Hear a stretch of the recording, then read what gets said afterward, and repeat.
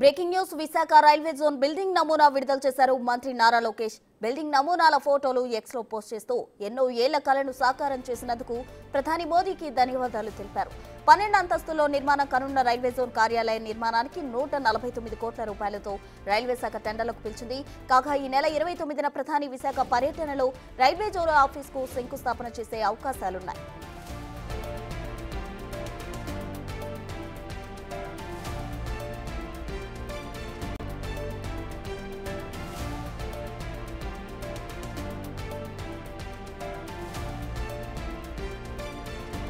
ఏళ్ల నాటి కళ విశాఖ రైల్వే జోన్ బిల్డింగ్ కు సంబంధించిన నమూనాను మంత్రి నారా లోకేష్ అయితే విడుదల చేశారు. ఈ నెల ప్రధాని నరేంద్ర మోదీ ఆ బిల్డింగ్ కు సంబంధించి శంకుస్థాపన చేయడానికి విశాఖలో అయితే పర్యటించనున్నట్లు తెలుస్తోంది. అయితే కూటమి ప్రభుత్వం విజయం తర్వాత తొలిసారి అయితే ప్రధానమంత్రి నరేంద్ర మోదీ రాష్ట్రానికి రానున్నట్లు తెలుస్తోంది.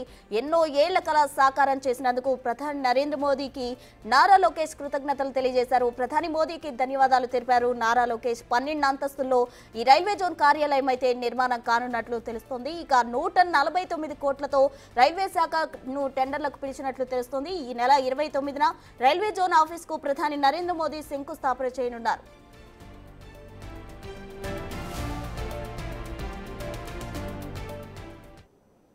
విశాఖ రైల్వే జోన్ కు సంబంధించి తాజా సమాచారం మా ప్రతినిధి రాజు అందించేందుకు సిద్ధంగా ఉన్నారు. రాజు, చెప్పండి, అయితే ఏళ్ల నాటి కళ అయితే సాకారం కాబోతుంది. 29న ప్రధాని నరేంద్ర మోదీ కూడా రాష్ట్రానికి రాబోతున్నట్లు తెలుస్తుంది. పూర్తి వివరాలేంటి?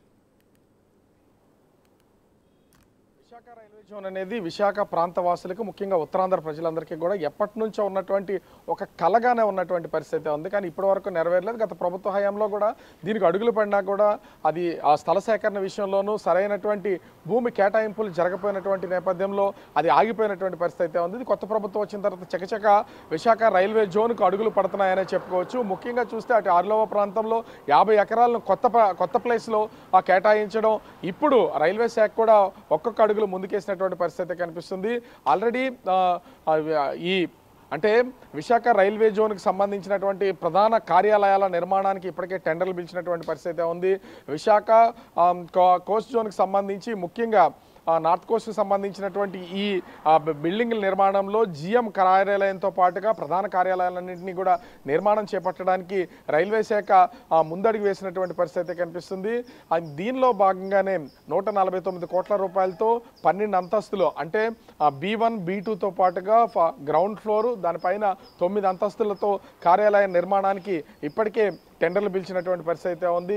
డిసెంబర్ 2వ తేదీన దీనికి సంబంధించి ఒక సమావేశం జరుగుతుంది. డిసెంబర్ 27వ తేదీ వరకు లాస్ట్ డేట్ అయితే ఇచ్చినటువంటి పరిస్థితి ఉంది. డిసెంబర్ 7న ఈ టెండర్ల ఖరారు అనేది ఉంటుంది. ఇప్పటికే అటు అనకాపల్లి ఎంపీగా ఉన్నటువంటి సీఎం రమేష్ ఆ రైల్వే పార్లమెంటరీ బోర్డుకి సంబంధించి చైర్మన్గా ఉన్నటువంటి నేపథ్యంలో విశాఖ రైల్వే జోన్కి సంబంధించి జనవరిలో శంకుస్థాపన చేస్తామని ఇప్పటికే ప్రకటించినటువంటి పరిస్థితి కనిపిస్తుంది. దానికోసం కూడా వడివడిగా అడుగులు కదులుతున్నాయి. అయితే ఇప్పటికే టెండర్ ప్రాసెస్ నడిచినటువంటి నేపథ్యంలో మంత్రి నారా లోకేష్ ఎక్స్ వేదికగా కొన్ని ఫొటోస్ని, నమూనాలను అయితే విడుదల చేసినటువంటి పరిస్థితి కనిపిస్తుంది. దీంట్లో అటు ప్రధానమైనటువంటి 12 అంతస్తుల బిల్డింగ్కి సంబంధించి front view, back view, side వ్యూలతో పాటుగా అందమైనటువంటి ఒక నమూనాను అయితే రిలీజ్ చేశారు. ఇదే నమూనా విశాఖ రైల్వే జోన్కి సంబంధించి నిర్మాణం చేపట్టబోతున్నామనే ఉద్దేశంతో చెప్పినటువంటి పరిస్థితి ఉంది. దీనికి ఎప్పటి నుంచో ఉత్తరాంధ్ర వాసుల, ముఖ్యంగా విశాఖ నగర వాసుల కలగా ఉన్నటువంటి ఆ విశాఖ రైల్వే జోన్కి సంబంధించి ఇప్పటికే టెండర్ ప్రక్రియతో పాటుగా అన్నింటినీ ముందడుగు వేస్తున్నందుకు ప్రధాని నరేంద్ర మోదీకి, అదేవిధంగా రైల్వే శాఖ మంత్రి అశ్విని వైష్ణవ్కు కూడా కృతజ్ఞతలు చెప్తున్నటువంటి పరిస్థితి కనిపిస్తుంది.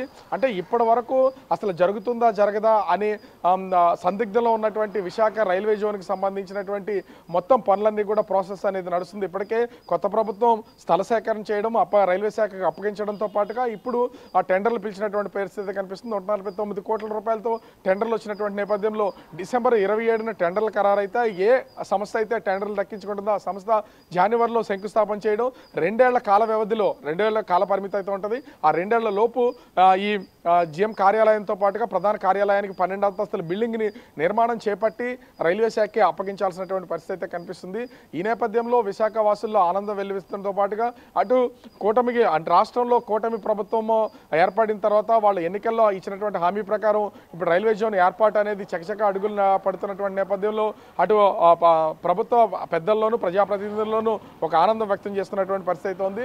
ఈ నెల 29వ తేదీన అటు అచ్యుతాపురం సెజ్ అనకాపల్లి జిల్లాకు సంబంధించి అచ్యుతాపురం సెజ్లో సోలార్ హైడ్రో ఎనర్జీకి సంబంధించినటువంటి సంస్థకు ప్రధాని నరేంద్ర మోదీ చేత శంకుస్థాపన అయితే చేస్తున్నటువంటి పరిస్థితి ఉంది. అక్కడ శంకుస్థాపన జరిగిన తర్వాత విశాఖ ఏయూ ఇంజనీరింగ్ కాలేజీ గ్రౌండ్లో దాదాపుగా 1,00,000 మందితో ఒక భారీ బహిరంగ సభ అయితే ఏర్పాటు చేస్తున్నారు.